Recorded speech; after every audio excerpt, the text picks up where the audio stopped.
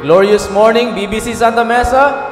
Great to see everyone, and if you're glad to be here, please join us in standing and in singing as we sing with a mighty voice and a joyful heart, hymn number 196. Hymn number 196 in your hymn books. Follow on, we'll be singing the whole song.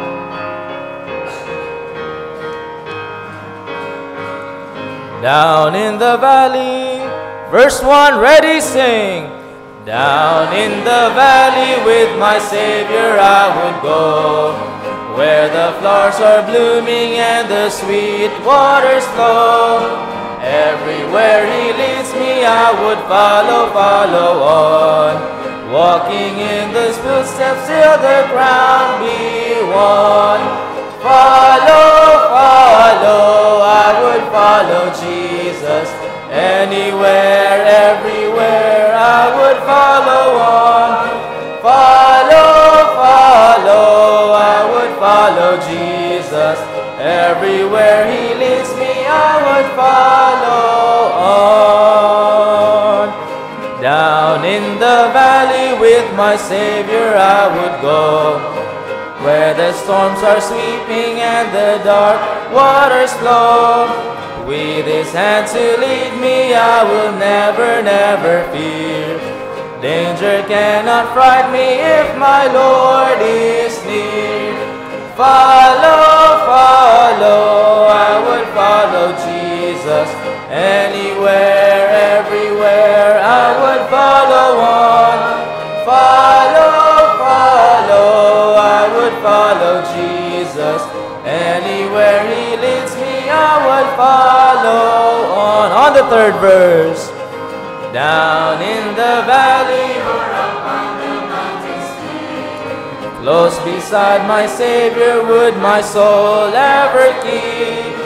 He will lead me safely in the path that He has trod, up to where they gather on the hills of God. Follow, follow, I would follow Jesus. Anywhere, everywhere, I would follow on. Follow, follow, I would follow Jesus. Anywhere He leads me, I would follow on. Amen. Wonderful start. For our next song, please refer to the projector as we sing Give Them the Gospel. Give Them the Gospel in the tune of Tell Me the Story.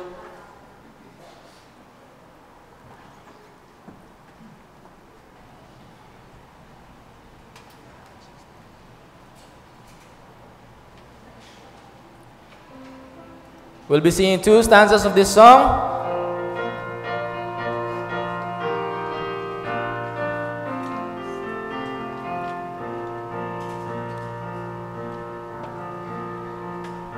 Give them, oh give them the gospel.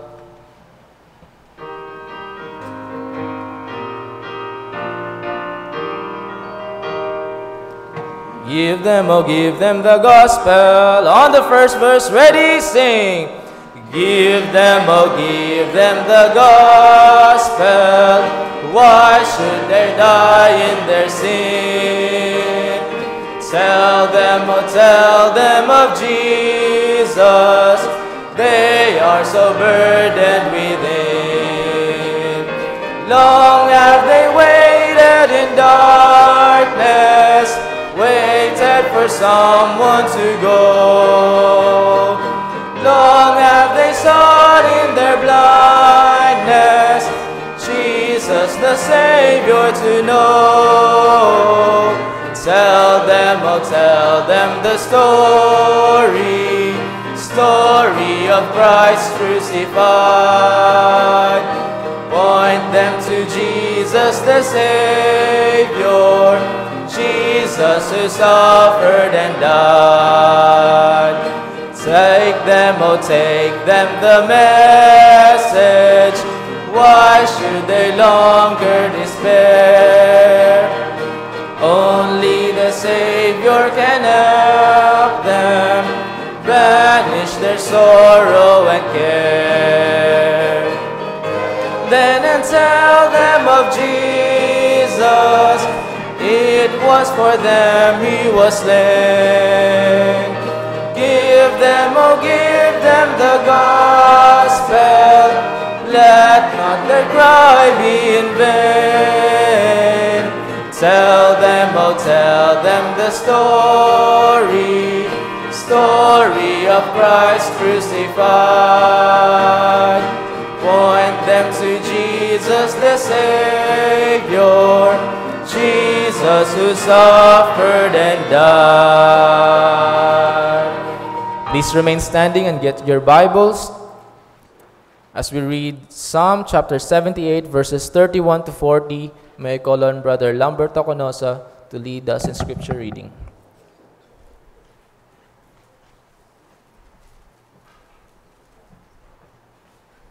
Good morning, church and everyone. So let's open our Bible in the book of Psalms, chapter 78, verse 31 to 40. We read responsibly and verse 40 all together. So I will read first and you will follow. Psalm 78, verse 31, the wrath of God came upon them, and slew the fattest of them, and smote down the chosen men of Israel.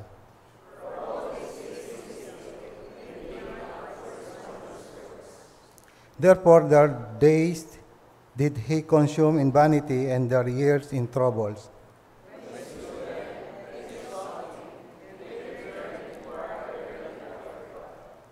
And they remembered that God was their rock, and the high God their Redeemer.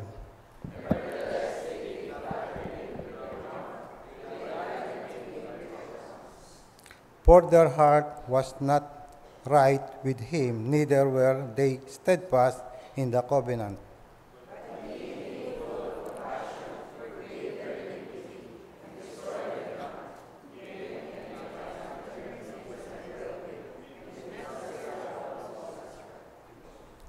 For he remembered that they were but flesh, and with the passeth away, and cometh not again. Altogether, verse 40, how oft did they provoke him in the wilderness, and grieve him in the desert.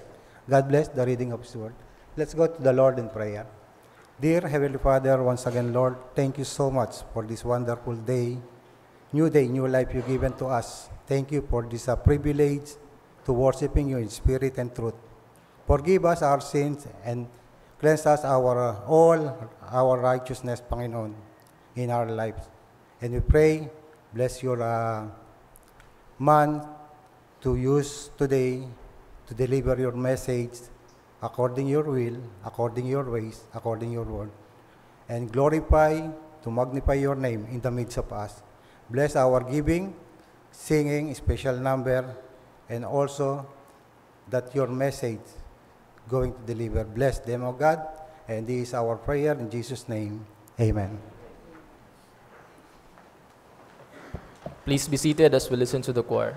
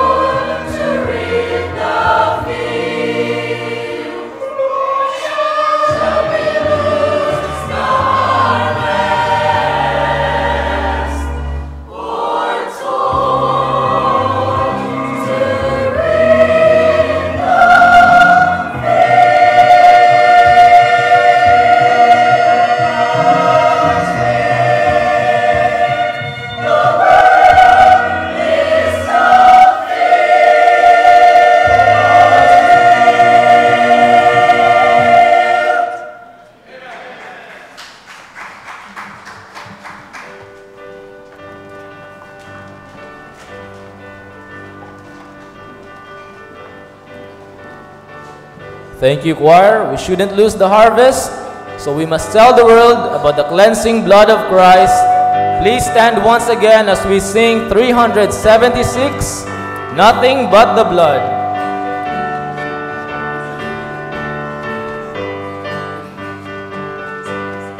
Hymn number 376, Nothing But the Blood, will sing the first and last stanza. What can wash away my sin? Ready, sing! What can wash away my sin? Nothing but the blood of Jesus. What can make me whole again?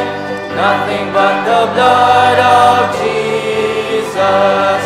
Oh, precious is the flow that makes me white as snow.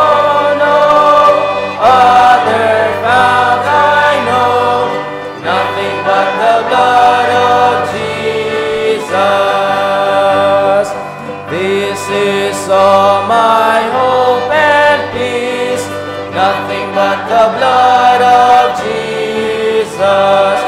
This is all my righteousness, nothing but the blood of Jesus. Oh, precious is the flow that makes me white as snow. No other fount I know, nothing but the blood of Jesus. Wonderful singing. You may be seated. Okay, thank you, Brother Isaiah, for the wonderful singing. Good morning! Morning and welcome to Baptist Bible Church. Exciting day again as we worship the Lord together. And also, it's what today? It's Commitment Sunday. Amen?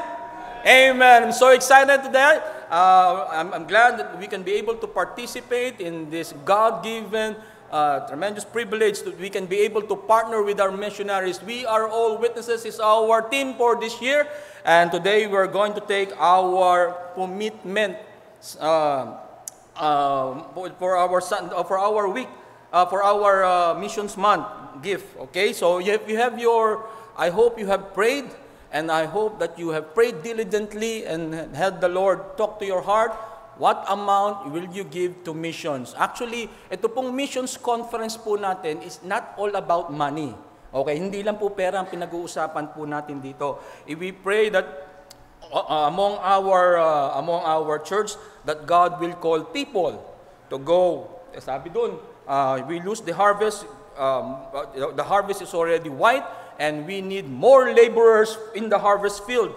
So if God is touching your heart, maybe you are to surrender to full-time ministry. Maybe you're still in your younger years, in college, maybe you can consider that in the future. Hindi po natin pinag-uusapan yung edad. Maaring ikaw ngayon ay may pamilya o ikaw ay nagtatrabaho, maaring tinawag ka ng Panginoon. Ayan po ay isang bahagi ng missions, party po nitong missions month natin upang pukawin ang ating damdamin, upang ang panawagan ng Panginoon tayo po ay mag-surrender. Pangalawa po ay maging kabahagi po tayo sa mga tinawag ng Panginoon doon po sa para pupunta po sa iba't ibang lugar. At ang bahagi po natin, number 1, ipanalangin sila. They need our prayers. And also their support as we partner with them as they go there. Ito pong commitment to, hawak nyo po kung meron po kayo sa inyong mga bulletin. Ito po ay commitment. Pag sinabing commitment, to thick and thin. Sino po dito may mga asawa na? Taas ang kamay. Ang bagal nyo magtaas. Ayaw nyo pang aminin agad. Parang ayaw nyo agad. Okay, yung commitment, yung gumawa po kayo ng commitment, kikinasal kayo. Ang sabi nyo, sinusumpaan kayo. Sa hirap o ginhawa, till death do us part. Ganun din rin po itong commitment po na to sa Panginoon. Ano man ang ating ipinangako na ibinigay ng Panginoon sa ating puso, yan po ang ating ipagkakaloob sa loob ng 52 weeks. 52 weeks po yan. Ayan po ay bumubuo ng isang taon. Sa 52 weeks, on a weekly basis, ito po ang ipinangako kong halaga na ilalaan ko, aside from my tithes, above from my tithes, ito po ang ibinibigay ko para maging kabahagi ako ng dakilang gawain na ipakalat ang ebanghelyo sa iba't ibang lugar dito sa mundo. At ito ay gagawin ko hanggang muling dumating ang Panginoon o mahalagot ang aking hininga. Yan po ang ating commitment po sa Panginoon. Kung titignan nyo po dito sa inyong mga cards, tayo po ay may iba't ibang denominations. Okay? May iba't iba pong halaga dyan. There are different amounts that you can check. Okay, wala pong pangalan. It is something between you and the Lord as we collect it. Hindi po natin tinitignan yung pangalan nyo. It is something between you and the Lord po. So there are different amounts po dito na inyo pong chechekan. Okay? At ito po ay hahatiin natin. May hati po sa gitna yan. Hahatiin po natin yan. Ito pong maliit na ito ay para po sa inyo. Tama ba? Commitment po nyo ito. At ito pong isa ay ibibigay po natin mamaya sa ating, idra-drop natin sa ating offering plate, offering bag. Upang sa ganon, malaman po natin kung ilan po o magkano ang ating goal na ang ating maibibigay sa loob ng 52 weeks po, linggo-linggo po. Okay? So linggo-linggo po ang bigayan natin kasi po yung mga missionaries na sinisuportahan po natin, linggo-linggo po silang kumakain. Araw-araw po actually katulad din natin. So sinusuportahan po natin sila at may mga pangangailangan po sila. Okay? Upang nang sa ganon, magkaroon sila ng kalakasan at makapagpatuloy silang maibahagi, may pangaral ang salita ng Diyos doon sa lugar na yon. So gagawin po natin yan, it is on a weekly basis. Paano yan? Weekly ang aking natatanggap kong sahod o kung ikaw ay may nagtatrabaho o kung ikaw ay may negosyo, okay lang siguro kung linggo-linggo. Kung ikaw naman ay sumasahod, 15.30 o 5.20 or ano po bang mga different pero 2 beses sa isang buwan. Ang gagawin po lang natin, chechikan nyo po dito yung amount, imumultiply nyo po di-divide nyo po yung amount. Halimbawa po, magbibigay kayo ng 10,000 per week. Kaya nyo yan, amen? Yan, yung mga nag-amen. Okay, kaya natin, 10,000 per week. So, ang equivalent po niyan, that will be 40,000 a month. Okay, so checkan nyo po dito, 10,000 per week. So, ibig sabihin po nyon, kung tumatanggap ka ng sweldo tuwing 15 katapusan, pag binigay mo yung 15, magbibigay ka ng 20. Okay, then yung 20, ibibigay mo sa katapusan din uli. Okay, so ganun po ang ibig sabihin. So, dinidivide po natin yan, yung anuman po yung inilagay na amount ng Panginoon sa inyo, sa 4 na linggo. Kasi po, yun po yung ating goal. Actually, ang general goal po natin ay be able to reach 70,000. Yun ang ultimate goal po natin is 70,000 per week to be able to support more than 70 preachers po, missionaries and both local and foreign. So dinidivide po natin yan. Maliwanag po ba? Okay po. So yung amount nyo po na ibibigay, excuse me po, nakikiuso lang po, usong-uso ngayon yan eh. Okay? So yung amount nyo po na ibibigay, i-multiply nyo po sa 4. Okay? Yung po yung inyong inilagay na laan na sa loob ng isang buwan, ibibigay nyo po yun sa Panginoon. Kung yun po ang binigay ng Panginoon, yun po ang inyong commitment on a weekly basis, ibibigay nyo po yun. Okay? So, ipanalangin po natin sa biyaya ng Panginoon that God will be able to bless us and we can be able to fulfill our commitment. Actually, maraming paraan kung paano tayo makakapagbigay. Unang-una, maaaring ang Diyos ay pagpapalain tayo ang ating gawain, ang ating trabaho, mabibigyan ka ng raise o whatever. Minsan naman gagawa ang Panginoon ng iba't ibang pagkakataon upang ikaw ay magkaroon ng extra income upang maibigay mo sa gawain ng Panginoon, lalo na dito sa faith promise giving. O maaari naman, baka naman kinakailangan, we have been spending so much, baka naman pwede tayong magtipid-tipid. Bawas-bawasan natin yung milk tea. O kaya yung pagbili-bili nyo sa Shopee.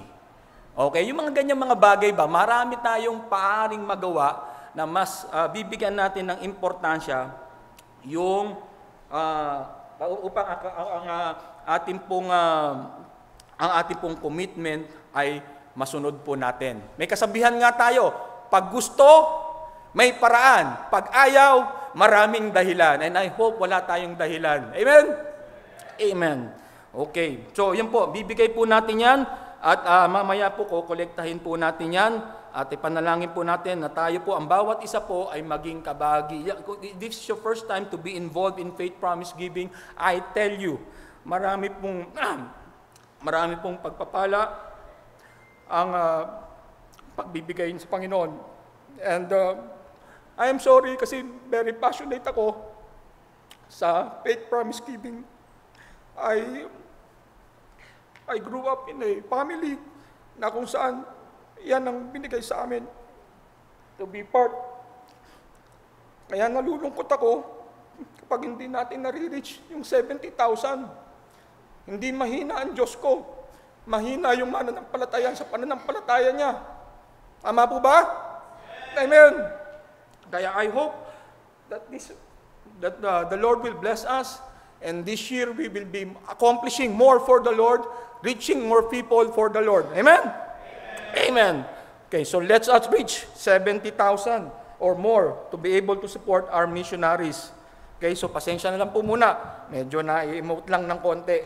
Okay? So excited lang po kasi today is Commitment Sunday, and I hope that you will be able to take part in this great endeavor. And I tell you, marami pong mga testimony, hindi lang sa akin, marami kayong testimony on how God has blessed you. Hindi lang po materialin, may mga taong hindi yumaman, hindi po ako naging mayaman, pero I tell you that God's blessings and God's grace always abounds. A faithful man shall always abound with blessings. Okay, to continue po. Okay, so don't forget po yung ating mga regular services po. At yung ating mga different ministries po. And this coming Saturday, I call on the ladies. Ladies, say amen. Amen. Okay, the ladies, they will be having this coming Saturday po, November 23, they will be having a fellowship entitled Joy in Serving. Okay, it will be from 10 a.m. to 1 p.m. and your speaker will be Ma'am Esther Tran. So let's pray as they travel this week po na nandito sila to be able to minister to us and share to us the blessings of serving the Lord, joy in serving the Lord. The cost is 100 pesos.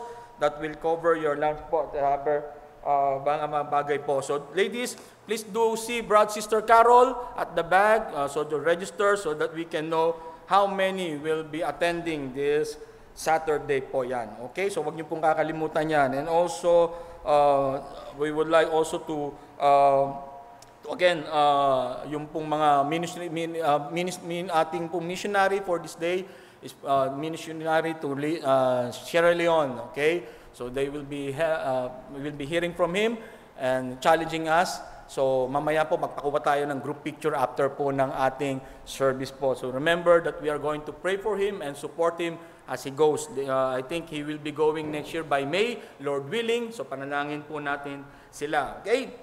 So next po, wag po natin kalimutan, young people po, this afternoon 2 p.m. we'll be having again a wonderful time sharing with our missionary. So don't forget that po. And also po yung be back this afternoon as we have our afternoon service, and then our Wednesday prayer meeting po. Every Wednesday po yan, 6 p.m. po. Okay? So we'd like to recognize now our visitors. This is your first time to be at Baptist Bible Church. Can you please stand up po? Meron ako na-meet kanina. Si Sir. Yan. Okay, bisita po siya. Can you please stand up, Sir? Yan, thank you very much. Meron pa po ba? Meron pa po ba?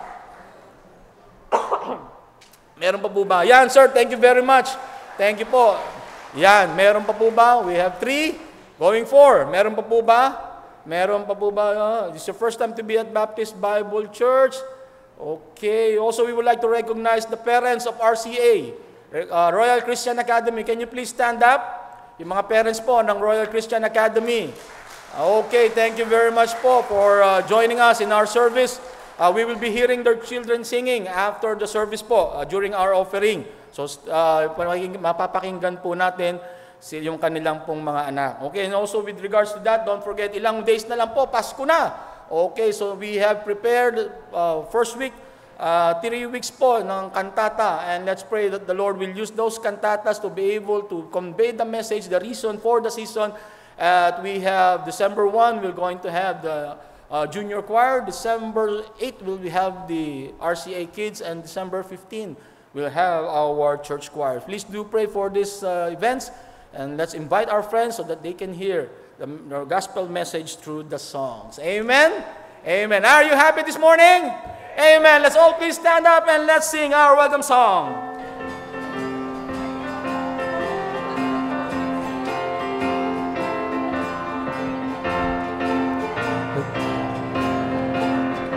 There's a welcome here, there's a welcome here, there's a Christian welcome here, hallelujah. There's a welcome here, there's a welcome here, there's a Christian welcome here. I am redeemed by the blood of the Lamb. I am redeemed, and I know I am redeemed by the blood of the Lamb, saved by grace, and I know I am. All my sins were taken away, praise the Lord. Please be seated as we listen to a trio to render a special number.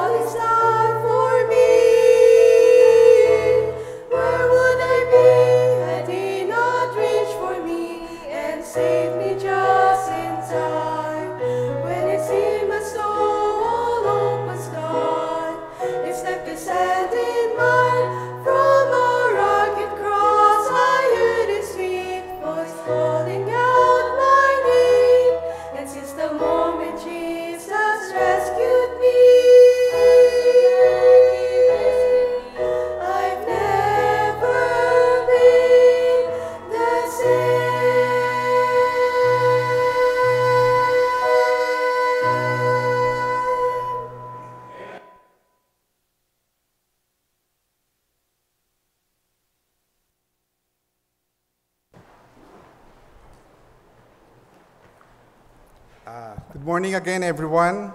At this point, I'd like to introduce to you our guest missionary. But before that, I'd like to give a little background about him. By the way, he'll be preaching for us this morning and in the afternoon as well. Our guest missionary is a graduate from Baptist Bible Church, Katipunan, Cebu, under the ministry of Dr. Army Gisalba. That was in 2013. And after his graduation, he worked as a staff in the World in Need Baptist Church, Mandaue City, for 12 years. And also during that time, he earned his bachelor's degree in secondary education English. He also worked as a monitor in Bob Hughes Christian Academy for 5 years. And while working there, a door opened. There's a saying that there is no opportunity lost, only others grab it. So when our guest missionary saw this door of opportunity, he grabbed it. When his heart was burdened by the Lord to be in the ministry in the country of Sierra Leone, together with his family. So let's all welcome to our pulpit missionary John Martin Kongson.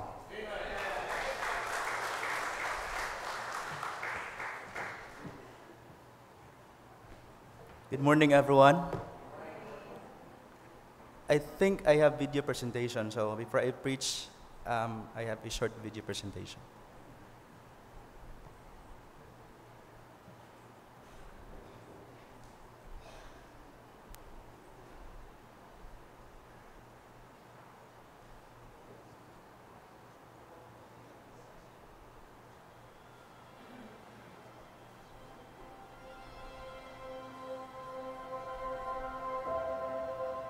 Sierra Leone is a small country in West Africa.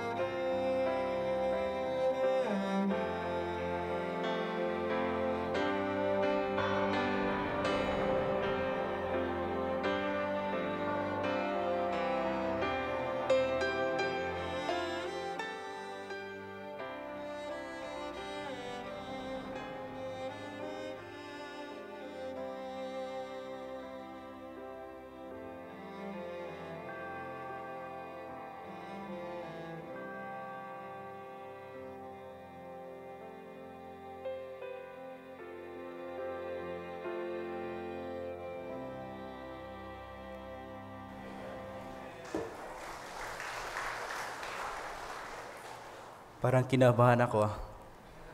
But I praise the Lord for the privilege of visiting the country last year.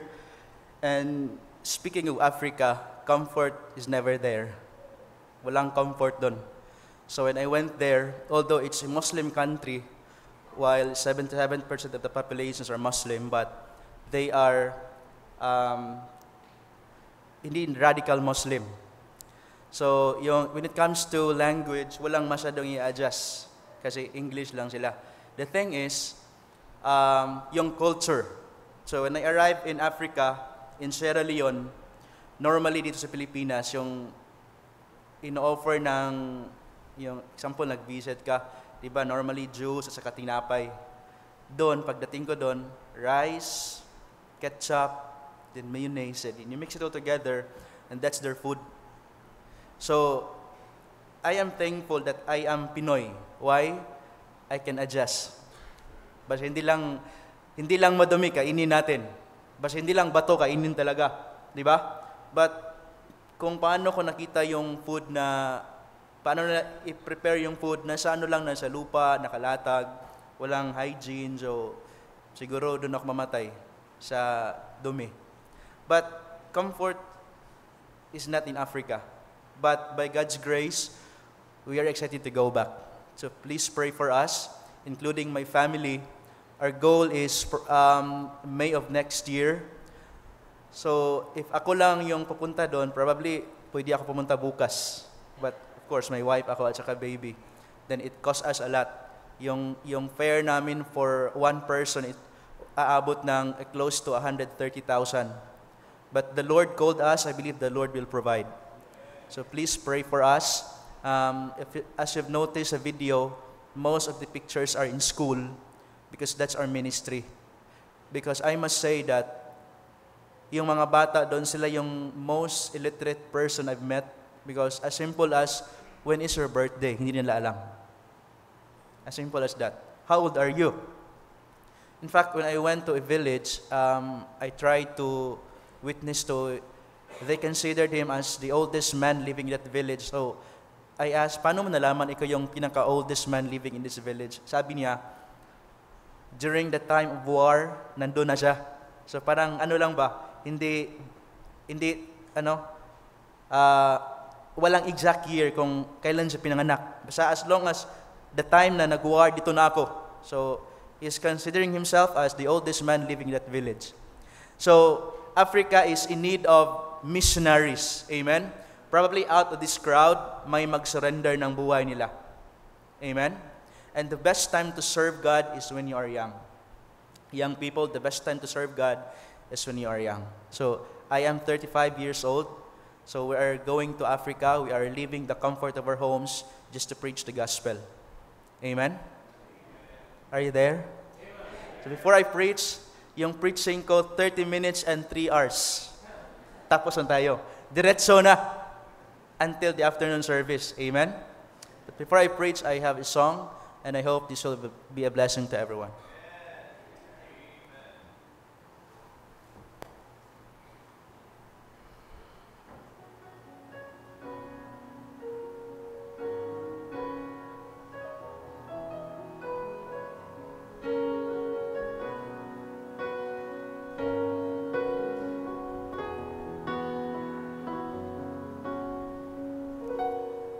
There's a whispering voice I hear telling here inside my heart that the Lord is coming to an end, but there are still those who've never heard.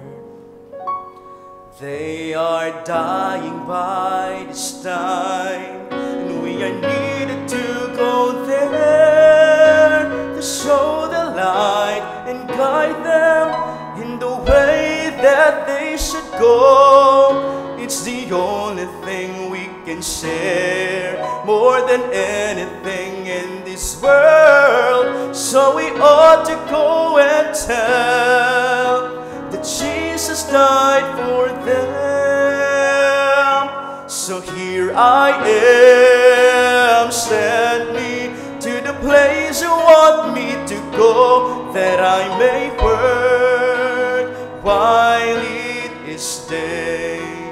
The night will come when no man can work before it is too late.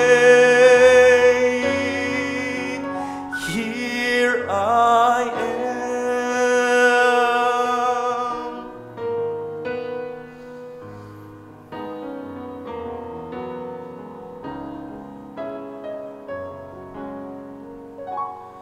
They are all gone astray, blinded by the sin of this world. They are walking in the darkness, going through the pathway to hell.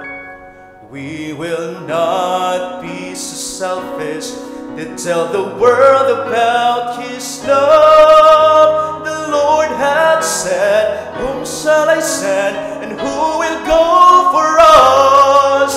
It's the only thing we can share more than anything in this world. So we ought to go and tell that Jesus died for them.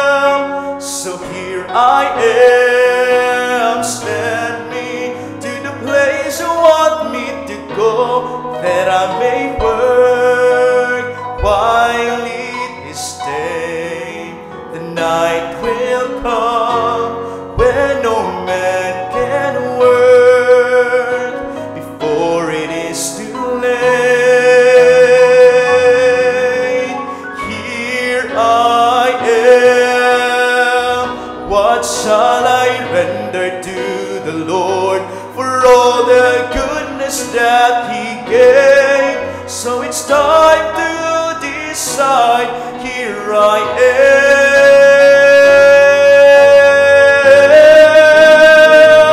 So here I am. Send me to the place you want me to go, that I may work while it is day.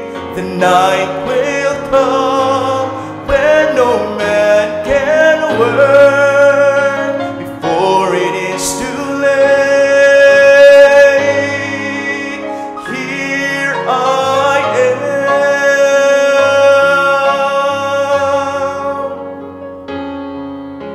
Before it is too late. Here I am.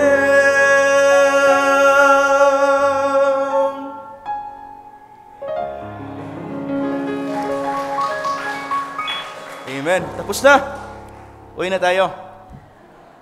Everyone to please stand. Mark chapter 5. We'll be reading responsibly verses 1 to 20. Mark chapter 5, beginning from verse number 1 down to verse number 20. I'll be reading verse 1, you read verse number 2, and we'll read together verse number 20. If you're there, say amen. Mark chapter 5, verse 1, the Bible says, "And they came over unto the other side of the sea, into the country of the Gadarenes.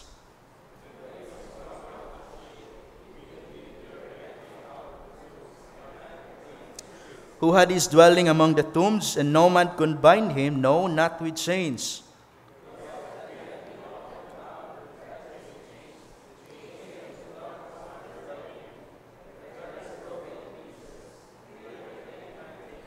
And always night and day he was in the mountains and in the tombs, crying and cutting himself with stones.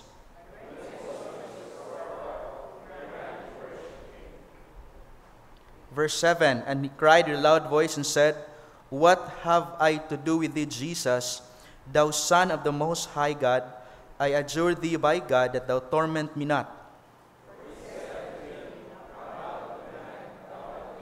And he asked him, What is thy name? And he answered, saying, My name is Legion, for we are many.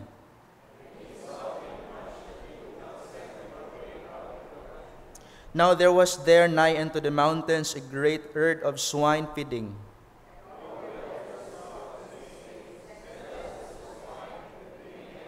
And forthwith Jesus gave them leave, and the unclean spirits went out and entered into the swine, and the herd ran violently down a steep place into the sea, And they were about 2,000 and were chalked in the sea.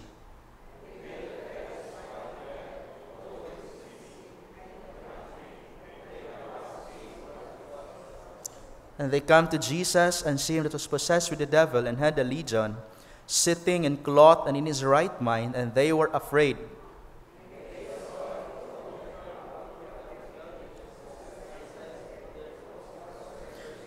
And they began to pray him to depart out of their cause.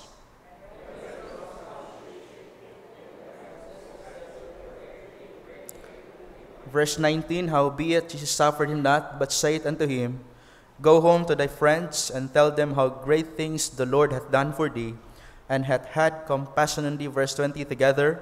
And he departed and began to publish in Decapolis how great things Jesus had done for him, and all men did marvel.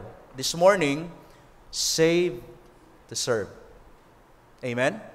Save to serve. Let's pray once again. Our Heavenly Father, we thank you, Lord, for this wonderful time that you have gathered us. We thank you, Lord God, that despite of the situations that we are in, we can still be able to praise you, to worship your name. And we thank you, Lord God, for the privilege of hearing your word once again. The Holy Spirit, teach us from your word. Speak to us in a mighty way. I pray that everyone will be reminded of the purpose that why we exist. And the reason why we exist is just to serve you for the rest of our life. We thank you for this church. Thank you for everyone that is here. I pray special blessing upon every family represented this morning.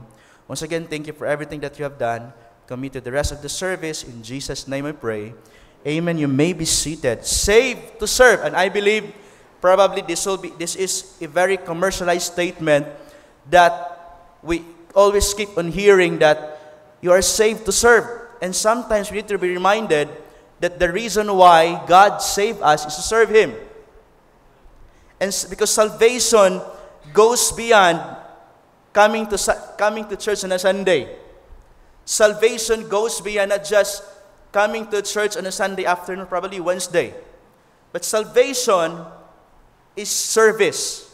And service requires commitment. Amen? May isang couple nga na for 20 years walang away. Ako, my wife, I've been married for 3 years next week. Halos sa isang linggo, palaging may away. And that's normal. But for 20 years, may isang couple na walang away. What's the secret? Walang usap. Hindi nag-uusap. For 20 years, kaya pala hindi nag-aaway kasi hindi nag-uusap. But normally, if may communication between a couple, may mga bagay na hindi mapagsunduan. Excuse me, forgive me, may Tagalog sometimes. May mga Bisaya ba dito? Sige, pakitranslate na lang ha. So you'll be my translator. So, service requires commitment. Ako, I am 35 years old now. It never came to a point that I regret I give my life to God.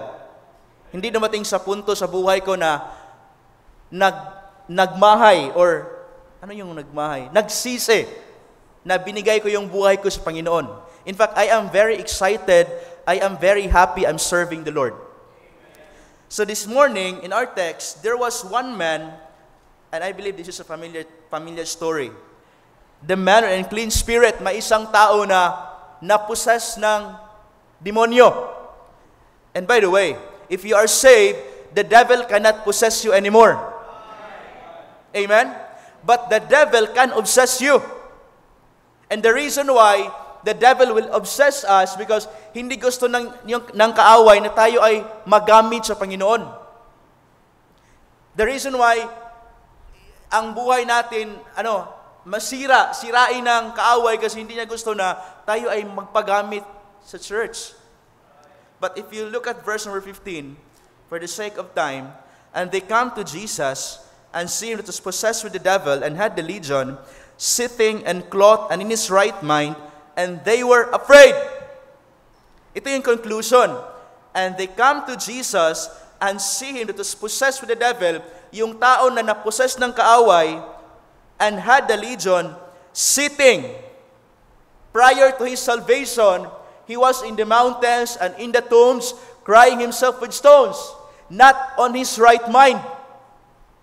Di ba? Makakita ka ng mga tao na walang suot because not on the right mind. But during this particular time, this person gets saved and he is sitting down.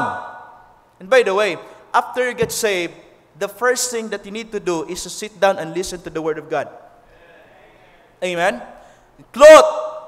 If you go to the mall, probably you've noticed this, that sometimes it's very confusing when you go to the mall, parang nasa dagat ka lang. Kasi yung babae halos walang suot.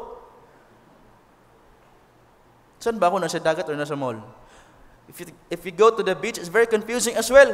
Yung mga babae naka-duster. I hope Christians will not follow their yung standards ng mundo. Hanggang dito na lang, mga Christians, hanggang dito lang din. Or halos wala nang suot. And it seems like it's okay because others are doing that. We are different. Amen? The way we speak, we are different. Our language are different. Amen? The way we think, we are different. What else? The way we dress, we are different. Amen? Because Christians ought to be different. Amen? Sometimes, yung standard natin, yung mundo, as Christians, we set the standard. Amen? Save to serve. What does save means? Ano yung ibig sabihin ng ligtas? Coming here, of course, umuulan kanina, of course, hindi ko kabisado yung mga jeep na sakyan, pupunta dito. So coming here, nag-grab ako. Along the way, Kuya Rico, 44 years old. I tried to share him the gospel, and by the end of our conversation, bago ako lumabas ng sasakyan, we both prayed together and he accepted the Lord Jesus Christ into his heart. And I praise the Lord for that. But what does save means? Save means it is by having a personal relationship with Jesus Christ. When I say personal, you need to make a personal decision with regards to your salvation. Amen? I got saved on the year 2009. For the past 15 years, I am the first generation Christian. Meaning to say, ako yung pinakaunang tao na niligtas sa family namin. And my first prayer was, Lord, I cannot enjoy living the Christian life the way it should be, knowing that I am saved, yet my families are not yet saved. I don't know if gusto niyo yun. Ikaw, alam mo ligtas ka, pero hindi ka makapagsabi sa family mo. I don't know what kind of Christian you are. Amen? But Christians, we need to realize the reason why God saves us is just to preach the gospel. One time, I went to my father after I got saved. Sabi ko nga, Pa, can I invite you to church? Just sit down and listen to the Word of God. Perchance, makarinig siya ng salita ng Panginoon, baka maligtas. Sabi ng papa ko, pabayaan mo na kami. Okay lang kami, may emperno. Ikaw sa langit ka lang. Sa emperno, okay na kami. So, I'm trying to invite him the next time. Hindi talaga. Wala. Mahirap, malabo. It was during pandemic when I tried to witness again to my father, and I praise God for the privilege of winning my father in the Lord. And that was the very first time I hugged my father, umiyak kami, kasi naligtas yung papa ko. Gospel. Saved to serve. Probably, if hindi ka paligtas this morning, this is the best time to accept the Lord Jesus Christ into your heart. Amen? But going back to our text, verse number 18, and when he was come into the ship, he that had been possessed with the devil, and prayed him that he might be with him. If you are taking down notes, our first point this morning, verse number 18, prayed him that he might be with him. Meaning to say, his desire. And that's a good desire. Our desire in life should be wherever God is, dun tayo. Kahit saan yung Panginoon, dun tayo. And there is nothing wrong with having desires in life. Di ba? Mahirap pag wala kang desire sa buhay mo. But our desires should in line to the desires of God in our life. Our decisions in life should be focused on kung ano yung gusto ng Panginoon sa atin. Hindi kung ano yung gusto natin para sa buhay natin. Dapat in line sa gusto ng Panginoon sa mga buhay natin. Personally, I have desires in life. Gusto ko lang dati, makapagtapos ng pag-aaral. Yung goal ko lang dati is makapag-work sa isang mall at growing up, of course, my mother always bring me to a mall, mag-grocery. Gusto ko yung work na nasa cashier lang. Yung mag-swipe, tut. Gusto ko yun. That's my goal. Paglaki ko, yun yung work ko. Kasi madali lang. Tut, tapos na. I mean, that's my goal. Hindi ko alam na yung goal pala ng, yung desire pala ng Panginoon sa buhay ko is to become a missionary. I never use of standing to a crowd like this. No. Di ako sanay. Mahiyain ako sa mukhang to. Mahiyain. But the desire of God in my life is just to be a missionary. Amen? Desire, according to the definition, desire means a strong feeling that impels to attainment or possession of something that is within reach. It implies strong intention or aim. Now, desire, what to desire? Desire number 1, desire to know God. Our desire in life as Christian is to know more of God. Amen? But how to know more about God? Through His Word. You will know more about Christ apart from His Word. Amen? Philippians 3:10, that I may know Him and the power of His resurrection and the fellowship of His sufferings, being made conformable unto His death. 1 Corinthians 2:16, for who hath known the mind of the Lord, that He may instruct him? But we have the mind of Christ. The Word of God is part of the mind of Christ. And many times, sometimes, maano tayo ba, mapriso. Ano yung, makulong sa mindset na pag magbasa ka ng Bible, mabaliw ka. Di ba? I grew up of those, marinig ko yung mga statement growing up, huwag ka magbasa ng Bible kasi maano ka, mababaliw ka. Pero yung mga tao nagdodroga, okay lang. Ini-encourage pa na mag-droga, hindi mabawal, okay lang. Pero magdala ng Bible, mabaliw. But desire to know God, Psalm 19, verse number 10. The law of the Lord is perfect, converting the soul. The testimony of the Lord is sure, making the wise simple. It requires simple faith to know more about the Word of God. Amen? The statutes of the Lord are right, rejoicing the heart. The commandment of the Lord is pure, enlightening the eyes. The reason why nalaman natin na tayo ay pwede maligtas because of the Word of God. Amen? The fear of the Lord is clean, enduring forever. The judgment of the Lord are true and righteous altogether. More to be desired are they than gold, sweeter also than honey and the honeycomb. I mean, every time you get to know more about the Word of God, you ought to be excited. On the average, for 6 hours and 4 minutes, on the average, people consume their time on social media. On the average, 6 hours and 4 minutes on a daily basis. 6 hours. Probably sa inyo, umabot ng 10 hours. Or, I don't know, para magdamag. 24 hours, nasa cellphone lang. Yung mata, nakabukas palagi. And many times, it's very sad that when it comes to reading the Word of God, the moment you open the Word of God, inaanto ka na. Sometimes, may ibang Christian na hindi makatulog, magbasa ng Bible para makatulog. Hello? No wonder, hindi mo lubos nakikilala yung Panginoon. No wonder, we easily fall into sin. Wala ka sa Word of God. Amen? Desire to know God. Another thing, desire to follow God. Matthew 16:24. Then said Jesus to his disciples, if any man will come after me, let him deny himself and take up his cross and follow me. John 10:27.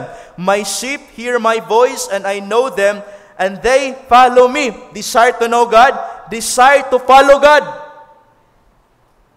Amen? And following Christ requires commitment again. Amen? Following the will of God requires commitment. Hindi sa atin lang. Hindi kay, ako I am able to serve the Lord. No, no one is able, only God is able. Ay, ikaw, pwede ka magamit ng Panginoon kasi magaling kang kumanta. Ay, ikaw hindi kasi hindi ka magaling. No, walang magaling, walang hindi. As long as you're available in the service of God, God will equip you. Just be available. Pero sometimes may mga marunong, hindi naman available.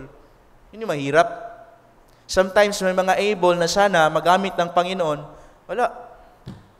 By the way, you cannot say that you are a mature Christian because you already saved for probably 20 years. No. And you claim, I am already a mature Christian because I grew up in a church. No. Maturity can never be measured of how long you are saved. Amen? Maturity happens when you know that God is telling you what to do. And you do it. Amen? Desire to know God. Desire to follow God. Number 3, desire to worship God. Desire to worship God. And worshiping the Lord, the Bible says in John 4:24, he that worship Him must worship Him in spirit and in truth. For 15 years as Christian, as saved, walang Sunday na wala ako sa church by God's grace. Except lang yung mga araw, may mga Sunday na may sakit ako. Pero as long as okay ako, nasa church talaga ako. Sometimes yung mga cousin ko, mga pinsan ko dati, bakit pag Sunday wala ka? Church. Pero bakit kaya minsan, no, pag may family gatherings, Sunday talaga gaganapin? Masarap talaga maligo sa dagat pag Sunday. Hello? Pag Monday, ang aga nating gumising, pero pag Sunday, hello?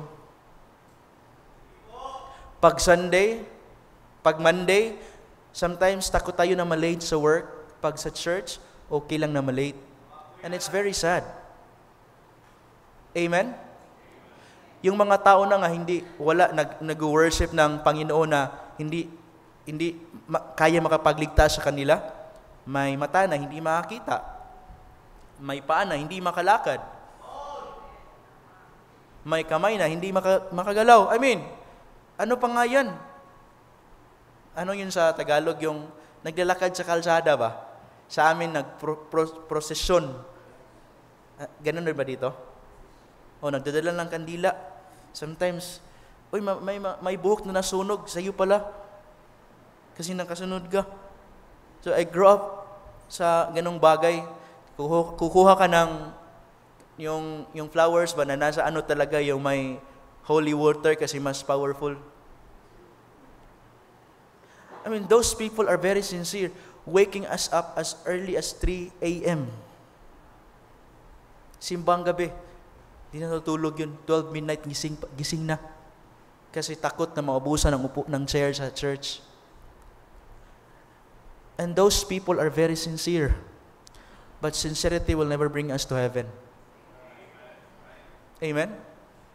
Jesus Christ can bring us to heaven. If those people are very sincere in serving the Lord, then as Christians, we ought to be sincere as well. Amen? Desire to worship God. As believers of the Lord Jesus Christ, our desire in life is to live a life that gives glory and honor to the one who saves us.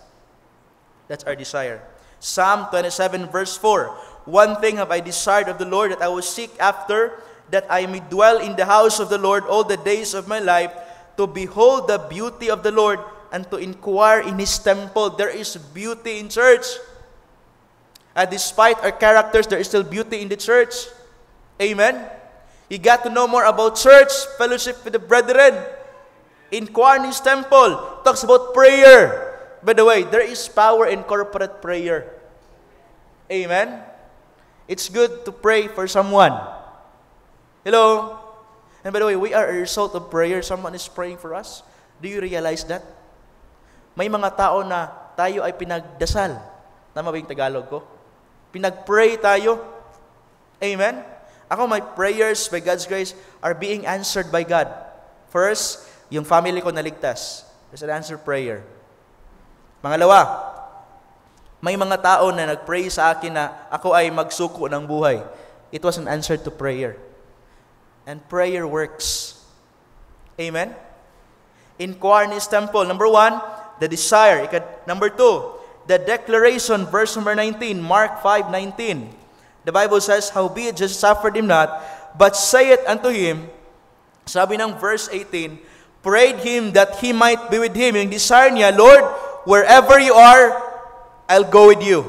But Jesus said, go home to thy friends and tell them how great things the Lord hath done for thee and hath had compassion on thee. What's that? Declaration. The desire, the declaration. You have a story to tell. Sabi ng Bible, 2 Corinthians 5:17, therefore, if any man be in Christ, he is a new creature. All things are passed away. Behold, all things are become new. You have a story to tell. What's your story? Ano yung story mo after you got saved? Because sabi ng Bible, all things are become new. My changes. And the evidence of a real saved person is a changed life. I'll say it again. The evidence of a real saved person is a changed life. You need to ask yourself, ano yung mga bagay na nabago after ka naligtas? Amen? Declaration. You have a story to tell. Now, it's good to hear people na naka-experience ng miracle ng Panginoon. It's good to hear. But it's the same story na ikaw mismo yung naka-experience ng milagro. Amen? It's good to hear. Cancer survivor, kidney survivor. It's good to hear those stories na may miracle na nangyari sa buhay ng mga tao na yun. But it's also different story na ikaw mismo yung naka-experience ng miracle. When I went to Africa last year, pag-uwi ko, I stayed there for a couple of months. Pag-uwi ko, the moment I step out of the airport dyan sa Pasay, ano yun? Yung mata ko nag-yellow na, yung skin ko nag-yellow na, yung ihi ko yellow na, yellow lahat, pati suot ko yellow din. So I stayed in Makati for one night prior to my flight going to Cebu the next day. Sabi ko, Lord, buhayin mo pa ako. Kasi parang mamamatay na talaga ako that time. So, to make the long story short, dumating ako ng Cebu na bumaba ako ng gate sa taxi tapos pauwi ng bahay namin. Literal na gumagapang ako pauwi kasi hindi ko na kaya. Iniwan ko yung luggage ko sa guard kasi hindi ko na kaya. Pagdating ko ng bahay, gumagapang ako. Dumi ng damit ko, ng suot ko. I didn't inform my wife because hindi ko gusto na ma-worry siya. I praise God for my wife na, ngayon galang, sinipa, hindi ako sinipa ng wife ko.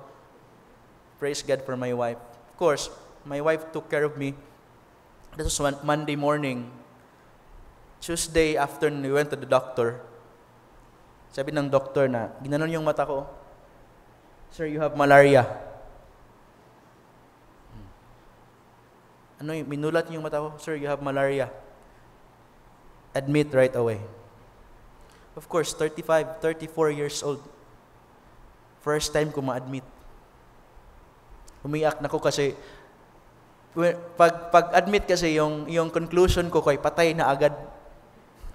Basta, kasi sa neighbor namin sa Cebu, basta ma-admit, pagpunta ng ospital, nakalakad pa. Pag-uwi, nakabaong na. So yun yung mindset ko ba? Pag ma-admit ka, pag-uwi mo, patay na agad.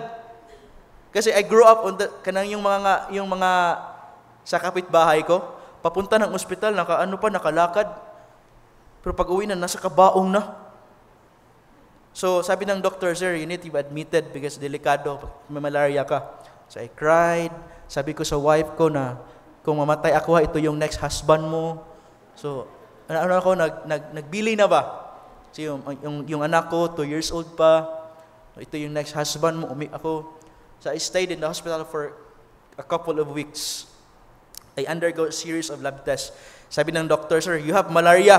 Yan yung conclusion. So, first lab test, result came. Second lab test, result came. Third lab test, result came. Fourth, result came negative. Negative. Walang malaria. So yung mga doctors, pumunta sa room. 5 doctors, sir. Wala talagang malaria, sir. Another lab test na naman. 5 times to make sure. Wala talaga. And you know what? I experienced the miracle of God during that time. And that's my story. The moment I got out from the hospital, yung DOH tumawag ulit, "Sir, punta ka ng office, magkanda kami ng another lab test." 3 beses, negative. And if God will perform a miracle, it will be a perfect miracle. And I experienced that. And you know what? For all of this time I stayed in the hospital, I win the doctors, I win the nurses to the Lord. And I must say that all things work together for good. Sabi ko nga na, "Lord, pa-admit mo pa ako para makapag-share pa ako ng salita ng Panginoon." Amen? But that's my story. What is your story? Amen? Declaration. What to declare? Number 1, declare the power of the gospel. Amen? By the way, every heart with Christ is a missionary. You are a missionary. If you are a student right now, you are a missionary to your classmates. If you are working right now, you are a missionary to your workmates. While every heart without Christ is a mission field. Declare the power of the gospel. Romans 1:6. For I am not ashamed of the gospel of Christ, for it is the power of God unto salvation to everyone that believeth, to the Jew first and also to the Greek. By the way, it is not our responsibility to save. It is our responsibility to tell. Hindi tayo yung magligtas, tayo yung magsalita ng salita ng Panginoon. That's why, huwag kang madismaya pag yung tao hindi tumanggap, as long as nakapag-share ka. Amen? But when was the last time you shared the gospel? When was the last time you shared the gospel? Amen?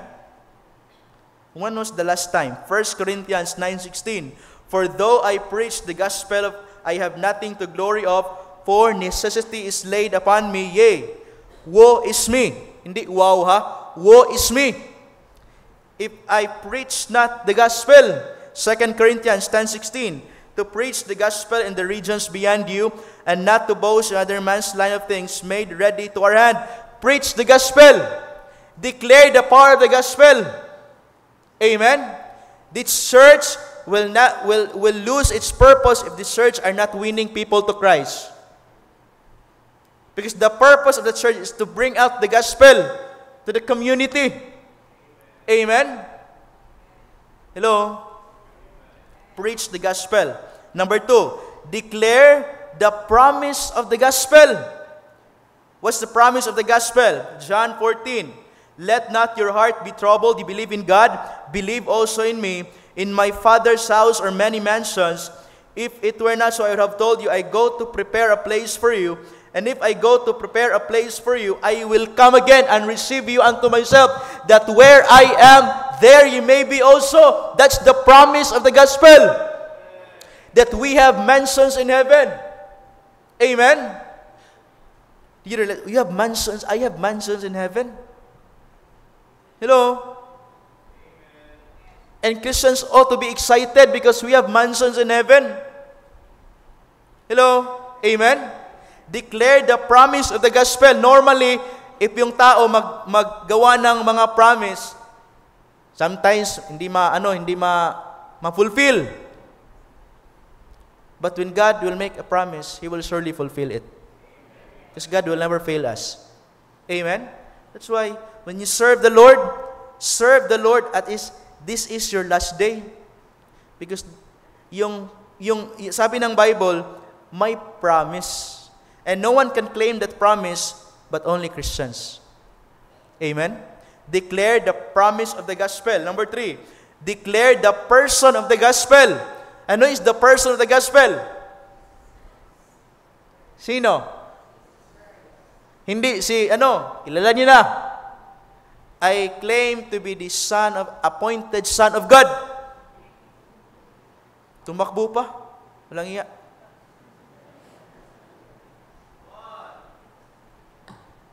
But he claimed himself to be the appointed son of God. 1989, there was this one man by the name of Engineer Maneha. 1989, he said, I will burn myself. Literal, na sinunog yung sarili niya. Naglagay ng gasoline. It was happened in Cebu, 1989. Tapos, sindihan nyo, then after 3 days, I will rise again. That was 1989. 35 years later, wala pang Engineer Maneha na nabuhay ulit. Because isa lang yung tao na nabuhay ulit. And that is Jesus Christ. And that is the person of the gospel. Jesus Christ. That's why, every time you come to worship God in the church, you ought to be excited because we are serving the true and the living God. The moment you get inside the church, you smile. Yung iba nakasimangot. Hindi nakasmile. And sometimes, Pastor, ano yung problema ni Sister so-and-so? Bakit sis? Nakasimangot. Wala namang problema. Nakasimangot lang talaga. Umuwi ka na ng bahay. Hindi ka nakatulog. Ano kayong problema ng sister? Bakit ako Nakasimangot lang talaga. You smile. Amen? Every time you pray, you share the gospel, you smile. Hello? Uy, pag hindi ka mag-smile, papunta ka pa lang, paalis na yung tao. Oo, totoo. Papunta ka pa lang, pero nakasimangot ka. Yung mga tao natakot na you're supposed to share the gospel. The moment, every time you share the gospel, you wear that smile. Amen? Be joyful. Pag palagi kang nakasmile, hindi halata sa edad mo.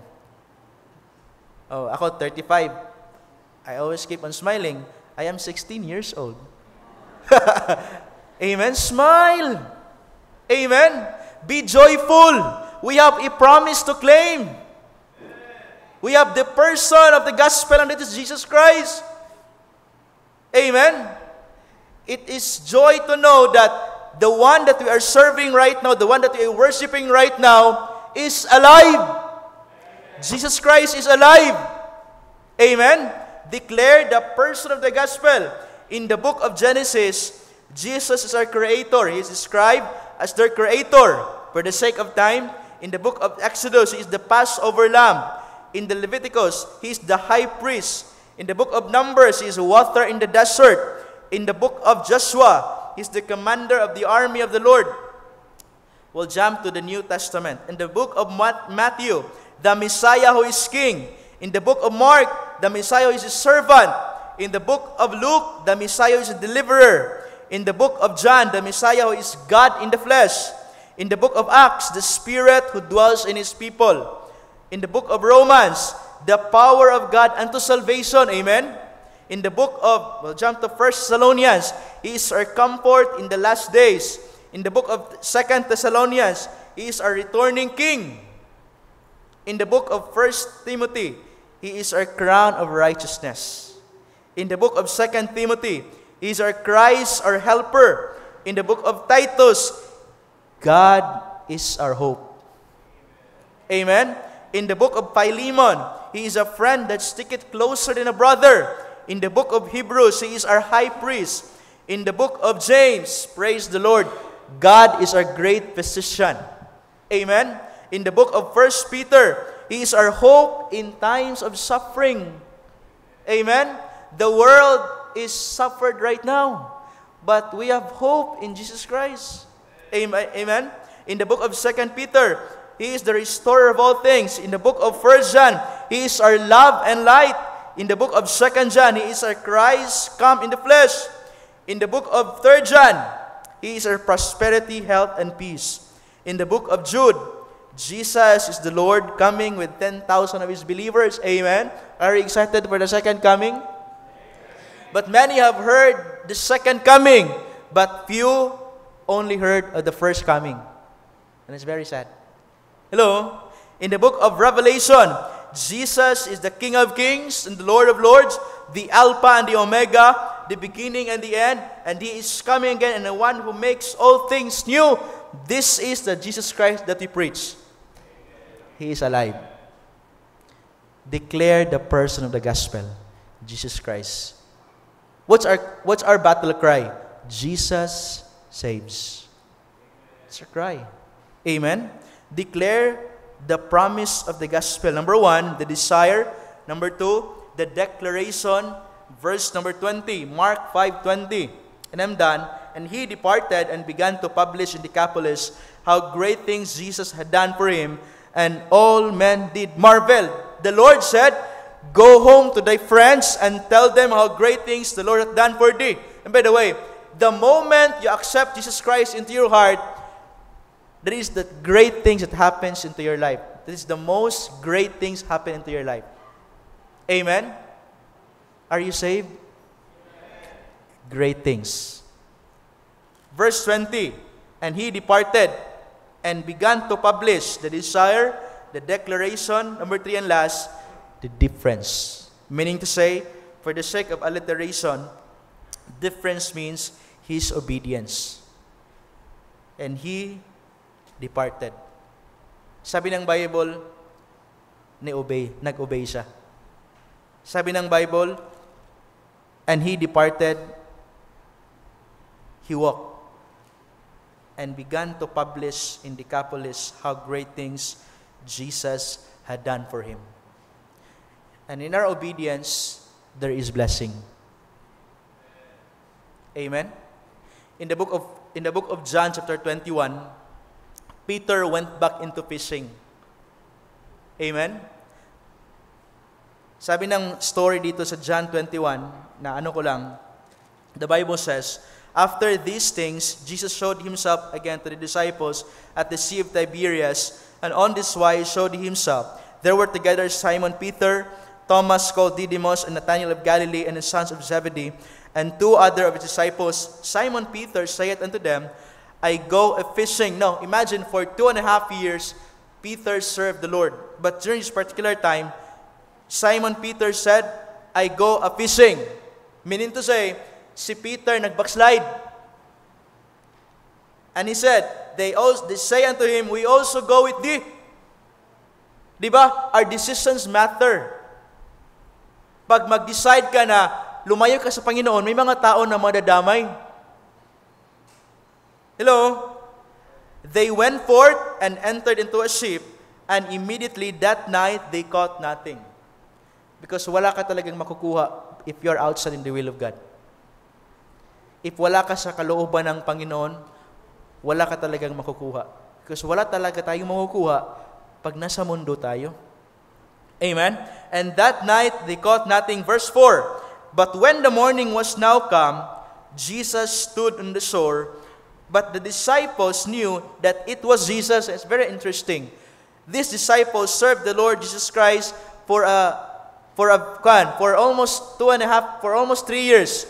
But during this time, the disciples knew not that it was Jesus, because the moment na lalayo ka sa Panginoon, sometimes makalimutan mo na yung mga bagay na ginawa ng Panginoon sa buhay mo. Because ikaw ay palayo ng palayo. Verse 5, then Jesus said unto him, children, have ye any meat? They answered him, wala. No. And he said unto them, cast the net on the right side of the ship, and ye shall find. Cast the net on the right side. Bakit sa right side, hindi sa left? Because God is always right. Amen? If you're the disciple, they cast therefore, and now they were not able to draw it for the multitude of fishes. Now sometimes it's if you are a disciple during that time, it doesn't make sense. The whole night of toiling, walang isda. Di ba? Normally, pag mag-fishing, nasa laot ka, di ba?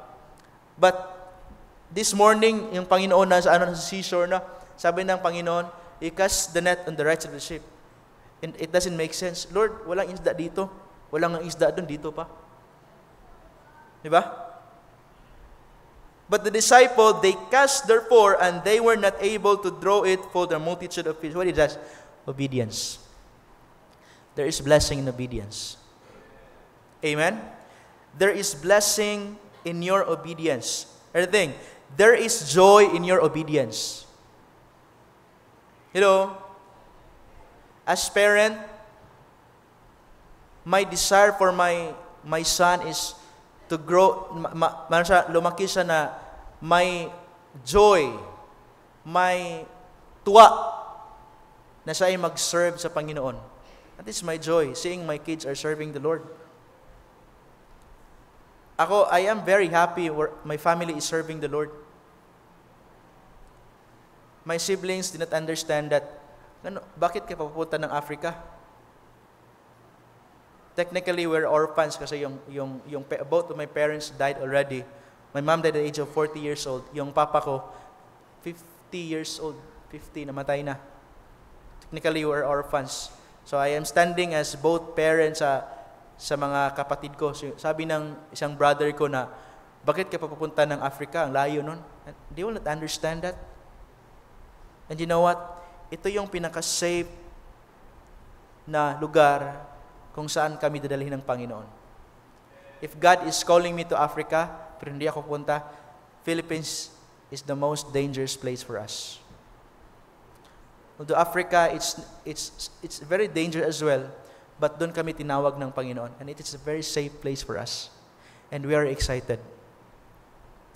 We are joyful that the God we serve can able to help us in whatever circumstance that kung ano yung namin madatnan sa ministry. Amen? There is joy in your obedience. Another thing, in your obedience, there is life and peace.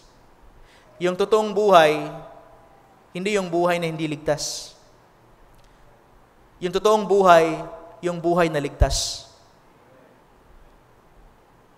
And many people are trying to look life in social media. Yung buhay na sa social media na lang. Yung buhay nila, kung ano yung standard ng mundo, yun yung buhay nila. And people right now is crying out for peace. May war dito, may war doon, at sometimes, yung ibang tao nga na, nag-problem na ba siya? Tumaas yung presyo ng gasolina, tumaas yung presyo ng mga bilihin. So going back, nag-problem ka sa tumaas yung presyo ng gasoline, pero ikaw na nagproblema, wala kang sasakyan. Pero nagproblema ka. Pero wala kang sasakyan. Tumaas yung presyo ng gasolina, pero wala kang sasakyan, okay lang. Ang magproblema yun, nung mga may taong may sasakyan, na ikaw wala, okay lang. Amen? And people right now are not peaceful. But Christians, we ought to be peaceful. Because the Lord is coming soon. Amen? And you have missions commitment. In line to your commitment Sunday, you know what? Christianity is all about commitment. Many times in life, I get discouraged. Many times in life, I said to the Lord, Lord, I quit. And many times in life, while I'm serving the Lord, there were those times na, Lord, gusto ko nang magtrabaho ulit, gusto ko nang ganito yung gawin ko para makapag-earn ng malaking money just to help my family. But I have commitment. One time, sinabi ko sa Panginoon, Lord, I will serve you for the rest of my life. And that's my commitment. Because serving the Lord is all about commitment. Coming to church is all about commitment. Committing to the Lord is all about commitment. Amen? Commitment. If you are not committed this morning, be committed. Be committed in the area kung saan ka mag-grow as a Christian. And one of the ways that you can grow as a Christian, paano mo malaman na indication na ikaw ay mature na as a Christian? The moment you give. May 3 stages kasi yan. First, tearful giving. Tearful. Pag mag-offering na, giving na naman. Tearful. Second stage, careful. Nakapagbigay na ba ako ng offering? Nakapagbigay na ba ako ng faith promise ko? That's careful giving. Yung pinakamaganda, cheerful. Ha? Cheerful. What stage are you in? Parang ikaw, baka nasa tearful ka pa. Kapag magbigay, bigay na naman. Be cheerful. Amen? We need to be committed in that area. And you know what? Pag dito pa lang sa church, hindi ka involved sa faith promise giving, if nakatingin ka, ano yung faith promise giving? Pagdating mo sa langit, ganon ka parang, ano yung mga tao na nag-shake hands sa mga missionaries probably because you are partnering with missionary. Don't be surprised if you are involved in faith promise giving. Pagdating mo ng langit, may mga tao na sasalubong sa iyo.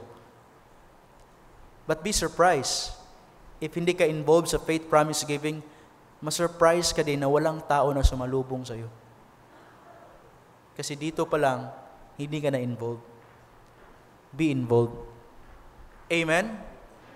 Commitment. The desire, the declaration.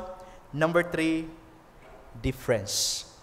Keep in mind that the reason why God saved us is to serve Him. It doesn't mean, I'm not serving the Lord because hindi ako nakita sa front. No. Anything that you do for Christ, you are serving the Lord. As simple as you are opening the door because someone will get out, you are serving the Lord. As simple as nagbigay ka ng water sa tao na nauuhaw and you do it for God, you are serving the Lord. Amen?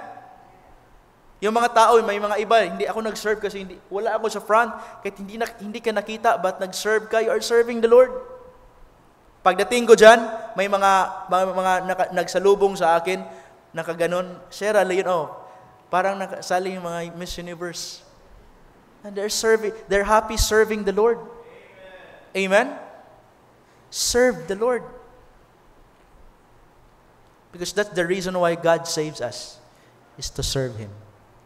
Now, when it comes to service, how committed are you? When it comes to giving out your faith promise offering, how committed are you? Be committed in serving the Lord. Amen? Let's pray.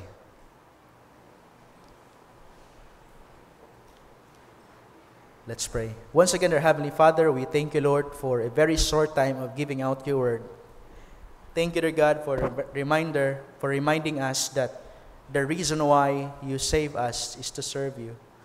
By your grace, we are committed, dear God, to serve you for the rest of our life. We will be committed, dear God, in the areas that it requires us to do. Dear God, thank you for this church. Thank you for the members of this church that you are committed, dear God, in serving you in whatever ministries and capacities that they are in. I pray that you will continue to bless them, continue, dear God, to strengthen them as well.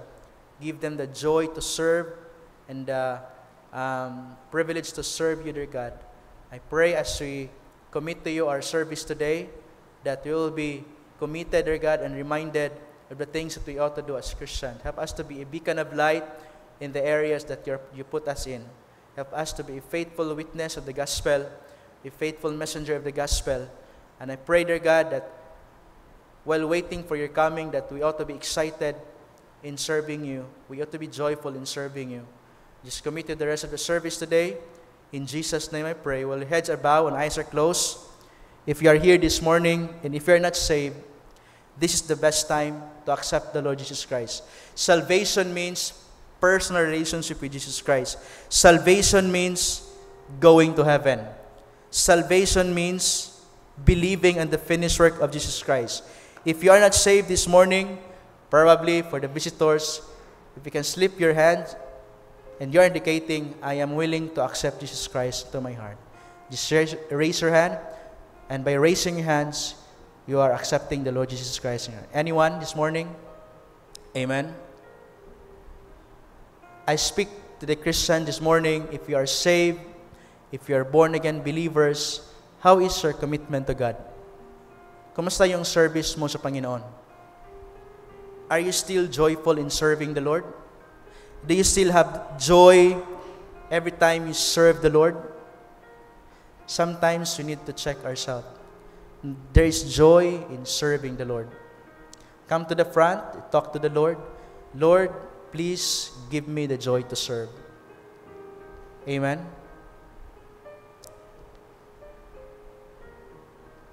Our prayer is that our life will be used by God in this church. Come in front if the Lord is talking to you. The altars are now open. We talk to the Lord in prayer. Amen.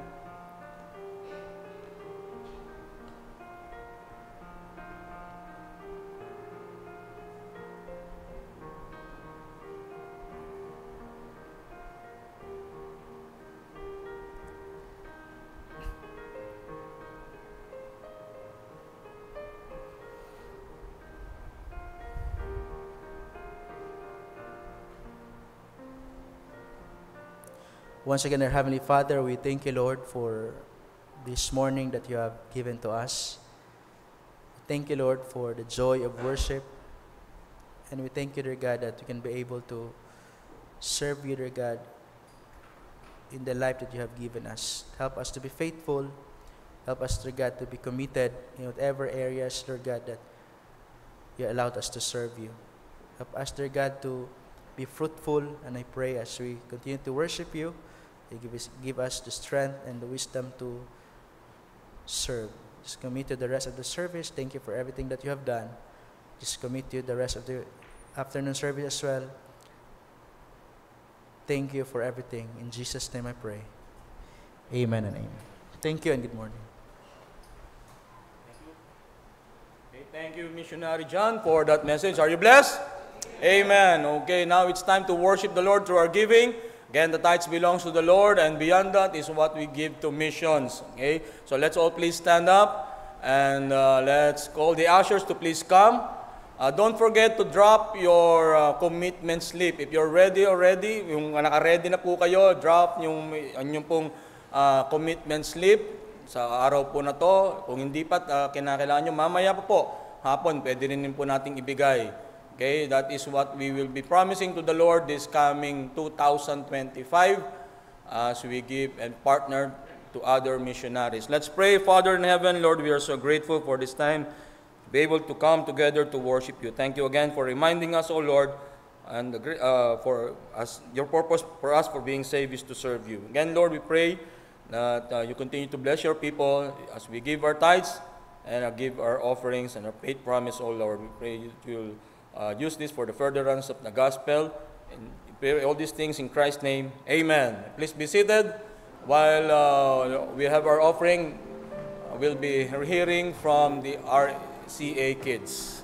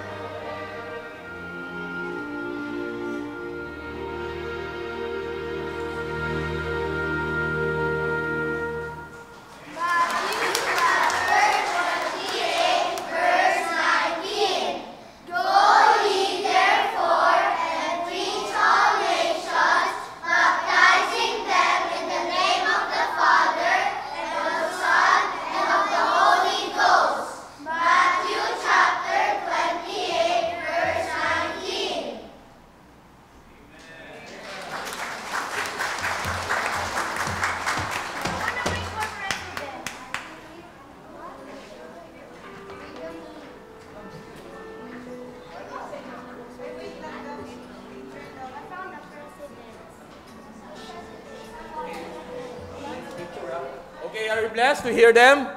Amen. Okay, so it's been a great day. As we worship the Lord, let's all please stand up as we are dismissed.